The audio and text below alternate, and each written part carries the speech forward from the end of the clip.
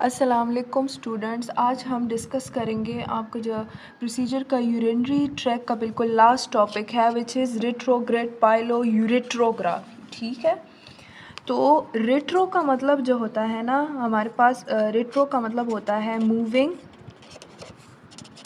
Against the direction of flow. ठीक है, direction of flow के बिल्कुल अगेंस्ट जब हम जाते हैं ना, फॉर एग्ज़ाम्पल ये हमारे पास यूरिन फ्लो हो रही है लेकिन हम कॉन्ट्रास्ट ऑपोजिटली इंजेक्ट कर रहे हैं एंड हम जो है रेडियोग्राफ्स लेते हैं और स्टडी करते हैं। ठीक है, पाइलो का वर्ड जहाँ भी आ जाए, पाइलो का मतलब है रीनल पेल्विस। ठीक है, रीनल पेल्विस हमारे पास वो एरिया होता है जहाँ पे यूरिन कलेक्शन होती है। ठीक है, यूरिन कलेक्शन सिस्टम है हमारे पास, और ये यूरिन फिर हमारे पास कहाँ पे ट्रांसफ़र होता है, ट्रांसफ़र करता है इसको, यूरिनल पेल्विस इसको ट्रांसफ़र करता है टू द यूरेटर। ठीक है, तो प्रोसीजर से पहले आपको जो है एनाटॉमी का पता चलना ज़रूरी है। यूरेटर, अगर आप इधर देखें ना तो यहाँ पे यूरेट्रोग्राफी है, अगर आपने नोट किया हो तो इससे पहले हमने यूरिथ्रोग्राफी मतलब कि यूरिथ्रा के बारे में हम पढ़ रहे थे।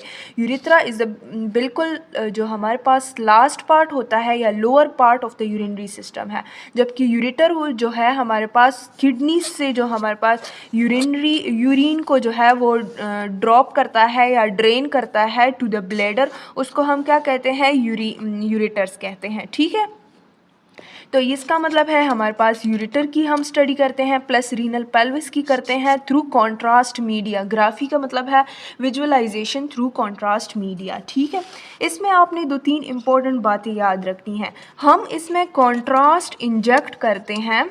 ठीक है, कॉन्ट्रास्ट इंजेक्ट करते हैं डायरेक्टली इनटू द यूरेटर। ठीक है, जो हमारे पास यूरेटर्स होती हैं ना, 2 यूरेटर्स होती हैं, तो हम उनमें डायरेक्टली जो है कॉन्ट्रास्ट इंजेक्ट करते हैं थ्रू सिस्टोस्कोप। ठीक है, एक हमारे पास इंस्ट्रूमेंट होता है जिसको हम सिस्टोस्कोप कहते हैं। सर्जरी के थ्रू हम वो सिस्टोस्कोप यहाँ पे प्लेस कर देते हैं, कैथेटर को इंसर्ट करते हैं, देन कॉन्ट्रास्ट मीडिया को इंजेक्ट करते हैं। ठीक है, अब ये वाला प्रोसीजर जो है ना रेट्रोग्रेड पाइलोयूरेट्रोग्राफी, ये हम कलेक्टिंग सिस्टम के लिए मोस्टली करते हैं। कलेक्टिंग सिस्टम का मतलब ये है कि हम करते हैं फॉर द रीनल पेल्विस, की रीनल पेल्विस में कोई ट्यूमर्स वगैरह तो नहीं है या कोई लीजन्स वगैरह तो नहीं है, अगर है भी तो कितने साइज़ का है, कौन से साइट पे प्रेजेंट है, नेचर उसकी क्या है, बेनाइन है, मैलिग्नेंट है, उसके लिए हम ये वाला प्रोसीजर परफॉर्म करते हैं। ठीक है, अच्छा, इससे पहले इसके बारे में एक और चीज़ याद रखनी है कि इससे पहले हम, अगर आपको याद हो तो हम IVU पढ़ चुके हैं, इंट्रावीनस यूरोग्राफी हम पढ़ चुके हैं। उसमें ये वाला प्रोसीजर और IVU, उनके हमारे पास जितनी भी यूरिथ्रोग्राम्स होती हैं या यूरोग्राम्स जिसे हम बोलते हैं, वो सेम होती हैं। ठीक है, बट प्रोसीजर में थोड़ा सा डिफरेंस होता है। अब ऐसा पेशेंट जो IVU पे आता है वो IV इंजेक्शन नहीं कर सकता। एक ओल्ड पेशेंट है जिनके जो वेसल्स होती हैं उनमें काफ़ी स्टिनोसिस हुई है, उनमें हम जब इंजेक्ट करते हैं तो ब्लीडिंग होती है काफ़ी ज़्यादा वेसल्स में ना, हम IV राउट उसके लिए यूज़ नहीं कर सकते। तो अगर वो इंट्रावीनस यूरोग्राफी पे आया है तो हम उनको कहाँ भेज देते हैं, रेट्रोग्रेड पाइलोयूरेट्रोग्राफी पे भेज देते हैं, RPUG, जिसको अब हम जो है एक्सप्लेन करेंगे। ठीक है, सेकंड नंबर, अगर कोई पेशेंट कॉन्ट्रास्ट एलर्जिक है, ठीक है, अगर एक पेशेंट है वो कॉन्ट्रास्ट एलर्जिक है और IVU प्रोसीजर पे आ गया है तो उसके लिए हम क्या करते हैं, हम जो है RPUG पे आते हैं, क्योंकि वहाँ पे कॉन्ट्रास्ट की कोई एलर्जी हमारे पास नहीं हो सकती। ठीक है, वहाँ पे हम दोबारा जो है कॉन्ट्रास्ट को जो है वो कर देते हैं, एस्पायरेट कर सकते हैं उस जगह से। ठीक है, third and the most important, अगर हमारे पास रीनल इनसफिशेंसी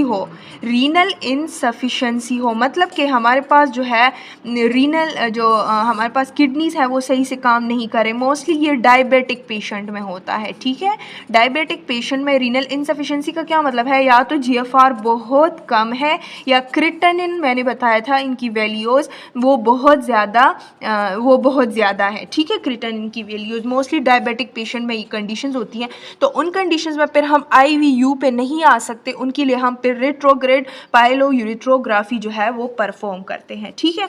तो इनकी इंपॉर्टेंस याद रखनी है। इन 2-3 कंडीशंस में हम फिर पाइलोयूरेथ्रोग्राफी के उस पे जाते हैं, प्रोसीजर पे जाते हैं, ठीक है।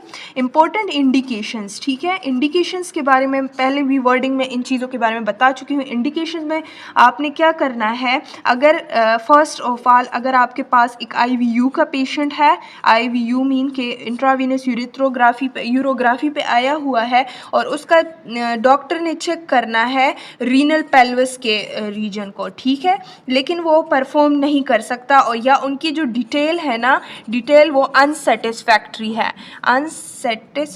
है, ठीक है।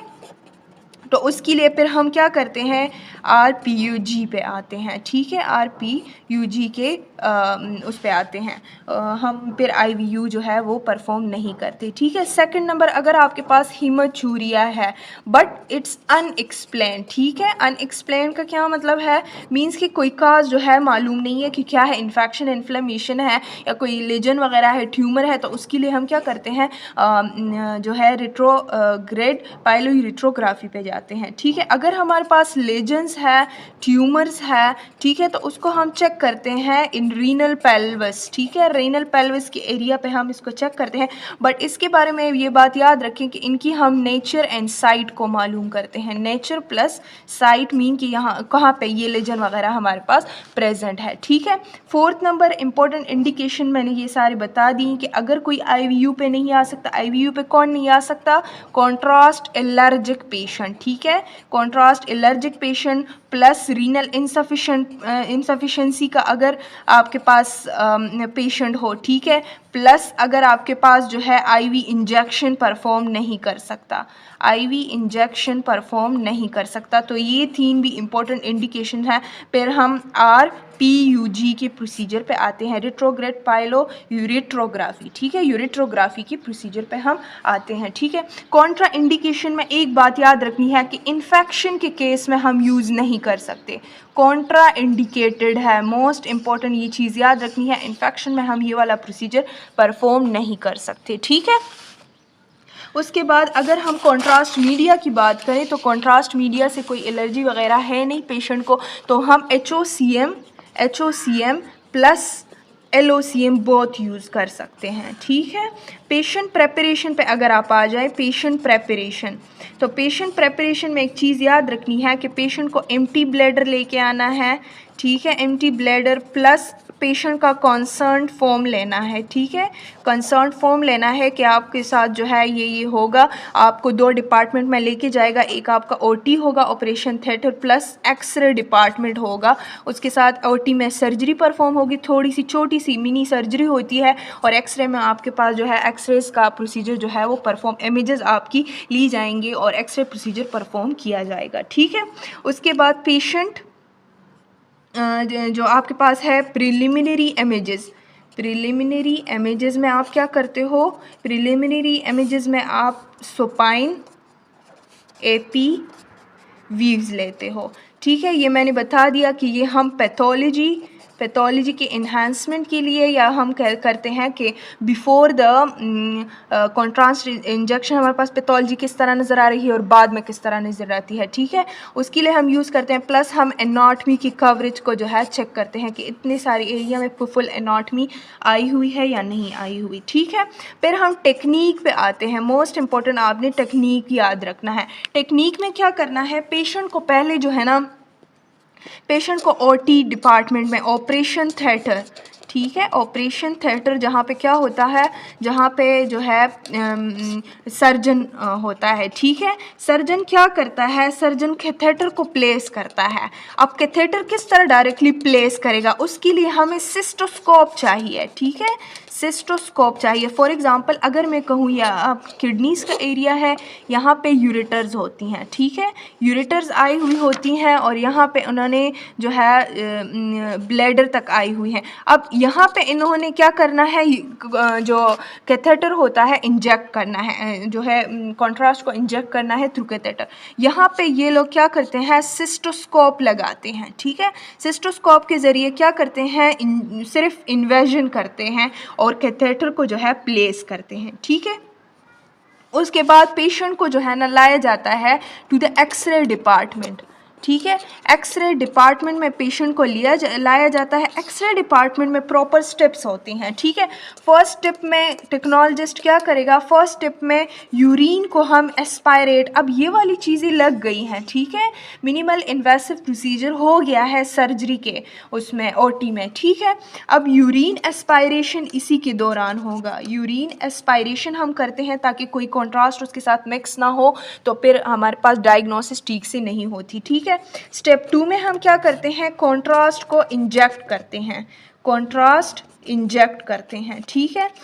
3 to 5 ml जो है हम कॉन्ट्रास्ट इंजेक्ट करते हैं पेल्विस की रीजन के लिए। जो पेल्विस होता है ना किडनी का ये वाला रीजन, ठीक है, जो ये वाला रीजन होता है जहाँ पे यूरिन की कलेक्शन होती है और फिर यूरेटर तक ये ट्रांसफ़र होती है, उसके लिए 3 to 5 ml इनफ होता है, ठीक है। स्टेप 3 में हम क्या करते हैं, स्टेप 3 में अगर पेशेंट कह रहा है कि मुझे पेन हो रहा है या मुझे फुलनेस हो रही है, तो हम क्या करते हैं, कॉन्ट्रास्ट को स्टॉप करते हैं, ठीक है। कॉन्ट्रास्ट को स्टॉप करते हैं, हम इमेजेस लेते हैं, ठीक है। स्टेप 3 में, स्टेप 4 में हम क्या करते हैं, इमेजेस एक्वायर करते हैं। इमेजेस हम कौन सी इमेजेस लेंगे, आपकी बुक में जो गिवन है उसमें है कि फ्रंटल प्लस ऑब्लिक इमेजेस हम लेंगे। फ्रंटल का मतलब ये है कि हम AP इमेजेस लेते हैं एंड ऑब्लिक इमेजेस लेते हैं। पेशेंट को ऑब्लिक पोजीशन पे राइट लेफ्ट में करके उनकी इमेजेस जो है वो एक्वायर करते हैं एंड डिफरेंट लेजन्स और ट्यूमर्स को जो है वो विजुअलाइज करते हैं, ठीक है। जब हम सारा जो है इमेज ले लेते हैं, देन स्टेप 5 में हम क्या करते हैं, स्टेप 5 में हम सिस्टोस्कोप प्लस कैथेटर को क्या करते हैं, रिमूव करते हैं, ठीक है। कैथेटर को रिमूव करते हैं एंड देन हमारे पास प्रोसीजर कंप्लीट हो जाता है, डायग्नोसिस प्रॉपर से हो जाती है, ठीक है। तो ये था हमारा आज का टॉपिक, हमारा आज का technique which is about the retrograde pyeloureterography, ठीक है। इसमें और IVU में आपको जो है ना फ़र्क याद होना चाहिए, ठीक है। जो इनमें मेन चीज़ें हैं वो मैंने इंट्रोडक्शन में आपको बता दी हैं। होप सो आपको समझ आ गई होगी, ठीक है। ये यूरिनरी ट्रैक का बिल्कुल लास्ट टॉपिक था, ठीक है। नेक्स्ट लेक्चर में मुलाकात होती है। अपना बहुत सारा ख्याल रखिएगा, दुआ में याद रखिएगा। अल्लाह हाफ़िज़।